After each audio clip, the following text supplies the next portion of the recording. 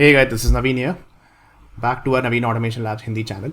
सो हिंदी में आज हम लोग फर्स्ट टॉपिक जो पैक करने वाले हैं कि how to learn selenium. Selenium को सीखना कैसे है एंड क्या क्या ऑप्शंस अवेलेबल हैं, क्या क्या आपको डायरेक्शन चाहिए, क्या सीक्वेंस आपको फॉलो करना है।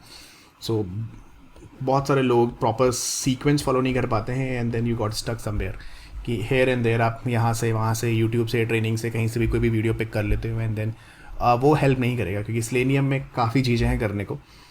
तो फर्स्ट चीज़ आपको जो करनी है ना, फर्स्ट आप सबसे पहले कोई भी प्रोग्रामिंग लैंग्वेज आप सीख लो। मैं आपको ये बोलूँगा कि देखो, कई लोग बोल रहे हैं कि पाइथन सीख लो, ये कर लो या जावास्क्रिप्ट सीख लो, आपकी मर्जी है, जो आपको सीखना है वो सीखो programming language. But market standard भी ध्यान रखो कि मार्केट में वैल्यू किसकी ज़्यादा है। Still like 80% market coverage with selenium with Java combination actually. तो मैं आपको ये बोलूँगा, पहले आप जावा सीख लो, गेट द कॉन्फिडेंस।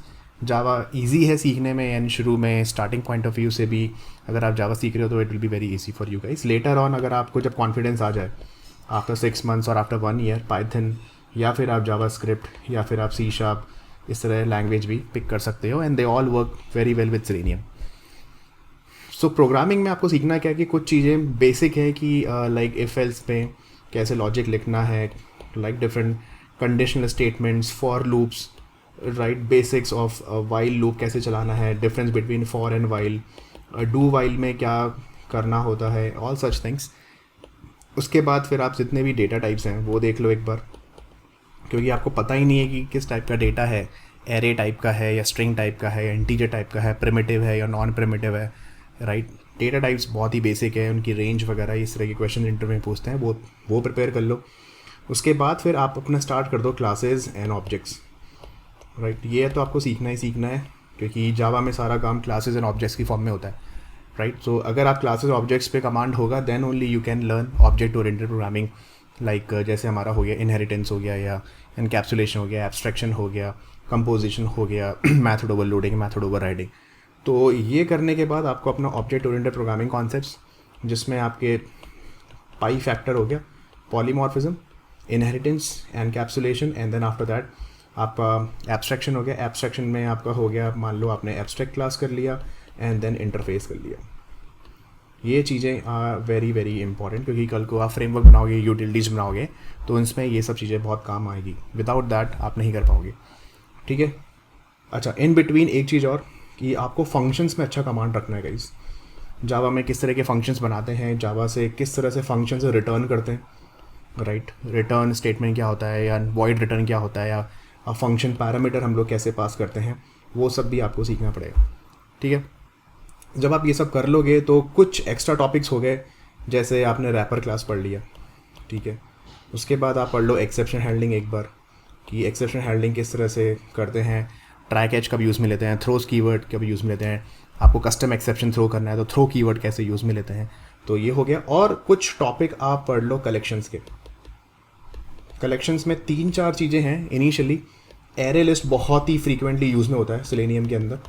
कोई भी आप डेटा ले रहे हो, मान लो यूज़र से या फिर एप्लीकेशन से, आप स्टोर कर रहे हो सारे लिंक्स के टेक्स्ट, तो आपको एक एरे लिस्ट बनाना पड़ेगा, राइट। सो आप एक एरे लिस्ट पढ़ लो और हैश मैप पढ़ लो, right. These two are very important. Along with that एक जो स्टैटिक एरे है हमारा, कॉन्स्टेंट एरे, जिसका साइज़ फिक्स होता है, ये 3 चीज़ें तो आप पढ़ ही लो। बाद में जब भी ज़रूरत पड़ेगी, लाइक लिंक्ड हैश मैप हो गया या ट्री मैप हो गया या फिर हैश सेट हो गया, उस तरह की चीज़ें आप बाद में देख सकते हो। तो पहले तो ये टॉपिक प्रिपेयर कर लो प्रोग्रामिंग पॉइंट ऑफ व्यू से, उसके बाद ही you jump to selenium part. अब सेलेनियम में भी बहुत सारी चीज़ें हैं, ये नहीं कि आपको सब कुछ पढ़ना है। कुछ बहुत ही क्रिटिकल या कॉम्प्लेक्स यूज़ केसेस है, वो अभी मत करो, बेसिक से स्टार्ट करो सेलेनियम।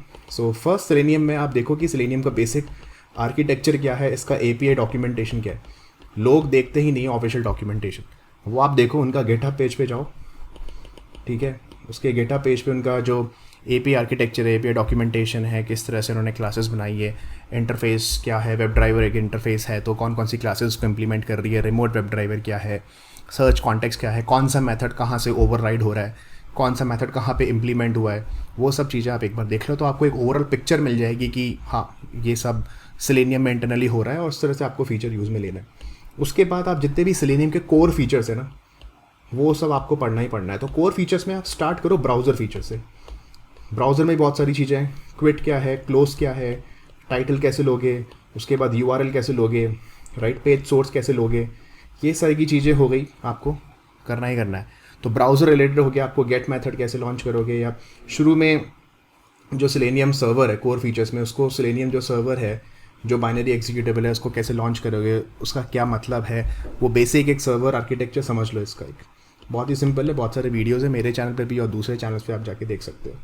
जब ब्राउज़र फीचर आपका कवर हो गया, ये बहुत ही छोटा सा पार्ट है, ब्राउज़र फीचर में ज़्यादा है नहीं, 7-8 मैथड्स हैं, उनको आप कवर कर लो। लेकिन जो सेकेंड पार्ट है कोर फीचर्स में, वो है एलिमेंट्स वाला पार्ट, राइट, एलिमेंट्स या फिर लोकेटर्स, जहाँ पे एक्चुअल एलिमेंट्स क्लिक करना है या सेंड कीज करना है या फिर आपको गेट टेक्स्ट लेना है, वो सब है। सो जितने भी लोकेटर्स हैं, तेरा 8 लोकेटर्स, राइट, आईडी हो गया, एक्सपाथ हो गया, नेम हो गया, उसके बाद आपका लिंक टेक्स्ट हो गया, पार्शियल लिंक टेक्स्ट हो गया, क्लास नेम हो गया, CSS सेलेक्टर हो गया, एंड देन एक्सपाथ हो गया। ये 8 लोकेटर्स आपको फिंगर टिप्स में आने चाहिए, ठीक है। उसके बाद एलिमेंट्स में आपके 2 इंपॉर्टेंट मेथड है, फाइंड एलिमेंट और एक हो गया फाइंड एलिमेंट्स। दोनों के बहुत सारे यूज़ केसेस हैं। लेट्स सी, मेरे को एक स्पेसिफिक फील्ड से और एक स्पेसिफिक लिस्ट से मेरे को सारे एलिमेंट्स लेना है। जैसे गूगल सजेशन लिस्ट आ रही है, राइट, एक सर्च लिस्ट आ रही है, या फिर मेरे को सारे elements available on the page in the form of link, वो मेरे को सब लेने हैं। वो कैसे लूँगा मैं? फाइंड एलिमेंट कैसे लेते हैं? With the help of these by locators जो हमने डिफाइन कर रखे हैं, राइट। एंड देन मैं अभी वो एडवाइस नहीं करूँगा कि आपको एक कस्टम फंक्शन बनाना पड़ता है, कस्टम यूटिलिटी और कस्टम फंक्शन हर एक एक्शन के लिए। मान लो मेरे को एक डू क्लिक मैथड मैंने बना दिया। डू क्लिक मैथड क्या करेगा? ये मैथड आप बोलेगा कि मेरे को केवल बाय लोकेटर दो और internally I create the web element और मैं इस पर डॉट क्लिक कर दूंगा। आपको कुछ करने की ज़रूरत नहीं है, आपको केवल बाय लोकेटर देना है बना के, दैट्स इट। तो ये कस्टम फंक्शंस अगर आप कर सकते हो, वेल एंड गुड। ट्रेनिंग में अगर कोई बता रहा है तो वेल एंड गुड, अदरवाइज तो ये तो आपको करना ही करना है, ठीक है। तो इसके बाद आपका सेलेनियम के अंदर ही आगे जब आप ये सब कर लोगे, एलिमेंट्स और लोकेटर और इस तरह के सिनारियोज आप सब कर लोगे, उसके बाद फिर आप आ जाओ अपना जो दूसरे फीचर्स है, सेलेक्ट क्लास आ जाओ ड्रॉप डाउन के लिए। उसके बाद आ जाओ आप सीधा एक्शंस क्लासेस पे आ जाओ for user actions. Then cover करो पूरा एक्सपाथ और CSS सेलेक्टर। इंपॉर्टेंट है, अगर एक्सपाथ और CSS सेलेक्टर में आपकी एक्सपर्टीज़ नहीं है तो आप कोई भी सिनारियो हैंडल नहीं कर सकते प्रॉपरली। जैसे मान लो वेब टेबल मेरे को करना है तो आप नहीं कर सकते। वेब टेबल में मेरे को मान लो लेफ्ट डायरेक्शन में जाना है या राइट डायरेक्शन में जाना है और web table is so dynamic और कॉम्प्लेक्स वेब टेबल है, या फिर मेरे को preceding sibling and following sibling के कॉन्सेप्ट यूज़ में लेने हैं एक्सपाथ के अंदर, तो विदाउट दिस एक्सपर्टीज़ आप नहीं कर पाओगे। बेसिक एक्सपाथ या एब्सोल्यूट एक्सपाथ से आप वेब टेबल या कॉम्प्लेक्स सिनारियोज हैंडल नहीं कर पाओगे, ठीक है। फिर कुछ तरह के पेजिनेशन सिनारियो हो गए, पेजिनेशन कर लो। सो ये सब करके उसके बाद आपका विंडो हैंडलर API हो गई। ये इंपॉर्टेंट चैप्टर हैं, ये कोर फीचर्स इंपॉर्टेंट चैप्टर्स हैं सारे। विंडो हैंडलर हो गया, उसके बाद अलर्ट्स हो गया, राइट, उसके बाद फ्रेम हो गया, फ्रेम पे जंप कैसे करोगे, स्विच कैसे करोगे, फ्रेम एलिमेंट्स क्या होता है, एंड देन आपका अलर्ट हो गया, जावास्क्रिप्ट पॉपअप हो गया, एक होता है ऑथेंटिकेशन पॉपअप हो गया। Authentication popup you also have to cover such things. So there are videos are available, courses are available, just do that. But ये सब चीज़ें करने के लिए ना आपको एक रियल टाइम एप्लीकेशन चाहिए। ये नहीं कि कोई भी ट्रेनर आके आपको एक सिंपल डमी एप्लीकेशन बना दिया, उसमें एक बटन बना दिया, एक ID बना दिया, बटन कैसा होता है, क्लिक ऑन कर दिया एंड देन हो जाएगा। वो तो कोई भी कर सकता है, राइट, एक 10th क्लास का स्टूडेंट भी कर सकता है। बट आप कस्टम फंक्शंस कैसे बनाओगे, यूटिलिटीज़ कैसे लिखोगे, वो इंपॉर्टेंट है, राइट। कॉम्प्लेक्स सिनारियोज को कैसे हैंडल करोगे, वो इंपॉर्टेंट है। इसलिए ट्रेनिंग मैटर करती है कि आप किससे सीख रहे हो, वो सब है। अच्छे ट्रेनर्स भी हैं मार्केट में, आप उनको देखो and then accordingly you take a decision. अच्छा, ये सब सेलेनियम कोर फीचर्स होने के बाद आप सीधा आ जाओ TestNG पे। TestNG के जितने भी कोर फीचर्स हैं वो मैं बाद में शेयर कर दूंगा, जितने भी priority based, test case wise, different annotations, right, XML से कैसे रन करते हो, पैरेलल एग्जीक्यूशन, थ्रेड का क्या कॉन्सेप्ट है, एंड ग्रुप्स क्या है, डिपेंडेंसी क्या है, एक्सपेक्टेड कंडीशन, एक्सेप्शंस क्या है, जितने भी कोर बेसिक फीचर्स है TestNG के, टेस्ट क्लासेस हम लोग कैसे बनाते हैं, वो सब आप TestNG में कवर कर लो। उसके बाद अगर आप क्यूकम्बर करना चाहते हो, अगर रिक्वायरमेंट है और इंटरेस्टेड है क्यूकम्बर BDD के लिए, तो एक पूरी सीरीज़ है मेरे चैनल पे, वो कर सकते हो। For time being you can ignore this cucumber, later on you can do that. TestNG की डायरेक्टली बात आ जाओ, आपको एक बनाना है फ्रेमवर्क एंड टू एंड, ठीक है। अब फ्रेमवर्क में काफ़ी लोगों की गलतफहमी है। आप थ्योरी पे मत जाओ या आप बुकिश नॉलेज में मत जाओ कि डेटा ड्रिवन यूज़ में लेना है, कीवर्ड ड्रिवन। देखो फ्रेमवर्क होता है, राइट। मैं अगर आपको बोलूँ कि अगर आप एक बुफे है, इस बुफे में ये क्या बोलते हैं, प्लेट है, उस प्लेट के अंदर आप सारा जो खाना है वो मिक्स कर दोगे, एक ही प्लेट के अंदर ले लोगे, तो राइट यहाँ पे क्या हो जाएगा, सब मिक्स हो जाएगा ना, you will not enjoy the food separately. But एक ही मैं आपको बोलूँ कि आपको एक प्लेट लेनी है जिसमें अलग अलग सेपरेशंस हैं, राइट, लाइक दिस। इसमें आपने रोटी ले ली, इसमें आपने राइस ले ली, इसमें आपने थोड़ी सब्जी ले ली, और इसमें आपने कुछ और ले लिया, इसमें हमारा पिकल है या पापड़ है या खीर है। So you can enjoy the food आराम से एंड देन सेपरेटली है। So this is a framework terminology जिसमें आप कोड का सेग्रीगेशन कर देते हो सेपरेटली, और हर एक कंपोनेंट जब बना रहे हो उसका एक सेपरेट पार्ट होता है। तो आप सिंगल रिस्पॉन्सिबिलिटी पैटर्न फॉलो करते हो, डिफरेंट पैटर्न फ्रेमवर्क्स हैं दैट यू फॉलो दैट। तो फ्रेमवर्क में आपका जो टेक्नोलॉजी स्टैक रहेगा वो सेलेनियम जावा तो रहेगा, वो तो कोर है ही। उसके अलावा आपको टेस्टएनजी आपको यूज़ में लेना है, तो सेलेनियम हो गया, लैंग्वेज एज जावा हो गई। आप एक बस थोड़ा सा मेवन प्रोजेक्ट कैसे बनाना है, पॉमलेट एक्सएमएल फाइल क्या होती है, मैं आपको बता रहा हूँ ये बिगनर लेवल पे आपको कैसे स्टार्ट करना है। ये सब चीज़ें तो आपको आनी ही आनी चाहिए। पॉमलेट एक्सएमएल फाइल में आपके प्लगइन्स कौन कौन से होते हैं ये एक बार पूरा देख लो। उसके बाद मेवन हो गया, उसके बाद आपने फ्रेमवर्क आपने डिज़ाइन कर लिया, मान लो ये पूरा फ्रेमवर्क बना दिया, उसके अंदर आपने काफ़ी सारी लाइब्रेरीज बना दी, डिफरेंट कंपोनेंट्स बना दिए, राइट, काफ़ी यूटिलिटीज़ बना दी, आपने एक्सेल शीट बना दी for data driven approach point of view से। तो ओवरऑल आपने एक हाइब्रिड अप्रोच यूज़ में लेके फ्रेमवर्क बना दिया। तो ये तो हो गया डिज़ाइन पार्ट। देखो डिज़ाइन तो मार्केट में कोई भी कर लेता है, it's not a big deal. आजकल इतने फ्रेमवर्क्स हैं, इतने ट्यूटोरियल्स हैं, इतने कोर्सेज हैं, ट्रेनिंग है, डिज़ाइन बना देता है। पर एक्चुअल थिंग विल स्टार्ट, आप एग्जीक्यूशन एनवायरनमेंट या अपना इंफ्रास्ट्रक्चर एनवायरनमेंट कैसे तैयार करोगे। आप हमेशा ये तो बना दिया आपने, डिज़ाइन बना दिया इस लैपटॉप पे, इस मशीन के ऊपर, राइट, इस लोकल मशीन के ऊपर आप ब्राउज़र रन कर रहे हो, ब्राउज़र क्रोम रन हो रहा है, फायरफॉक्स रन हो रहा है, सब कुछ ठीक है। But the problem is that हमेशा आप लोकल पे रन नहीं कर सकते, राइट, हमें एक इंफ्रास्ट्रक्चर चाहिए।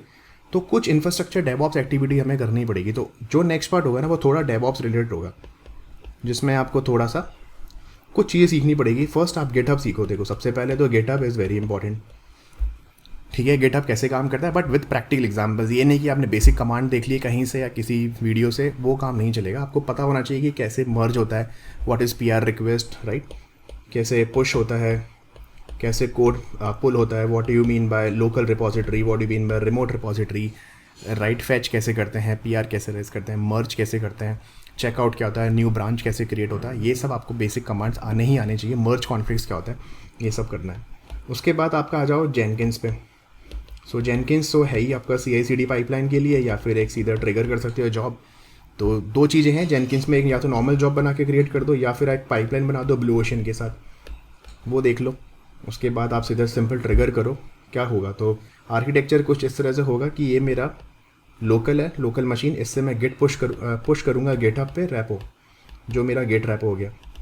उसके बाद मैं सीधा जेनकिंस के थ्रू, जेनकिंस क्या करेगा, इस रैपो से अपना कोड लेगा, यहाँ पे इसके वर्क स्पेस में डाल देगा, एंड जेनकिंस क्या करेगा, ब्राउज़र को रन करेगा इस मशीन पे। अब ये क्या है, इसमें भी कुछ प्रॉब्लम्स है कि जेनकिंस रन हो रहा है इस पर्टिकुलर मशीन पे या इस पर्टिकुलर सर्वर पे, जो कि डेडिकेटेड डिज़ाइन है केवल जेनकिंस जॉब्स के लिए, और बाकी जो तुम्हारे ऑर्गेनाइजेशन में डिफरेंट टीम्स है वो भी इसी सेम जेनकिंस को यूज़ में ले रहे हैं। तो इस पे ब्राउज़र लॉन्च करना is not a good practice. क्या पता इस टीम को भी क्रोम लॉन्च करना है, बट ये टीम ऑलरेडी क्रोम लॉन्च करके बैठी है यहाँ पे, तो वो ब्लॉक हो गया, राइट, ये नहीं कर सकता। तो जेनकिंस पे एग्जीक्यूशन हम जनरली नहीं करते हैं, right, we don't launch the browser on Jenkins machine. तो जेनकिंस पे केवल एग्जीक्यूशन पॉइंट ऑफ व्यू से है कि इसको ट्रिगर करना है, दैट्स इट। लेकिन आप एग्जीक्यूशन कहाँ पे करोगे, तो एग्जीक्यूशन के लिए मान लो पैरेलल एग्जीक्यूशन करना है, कुछ करना है, तो आप एक सेपरेट मशीन ले लोगे।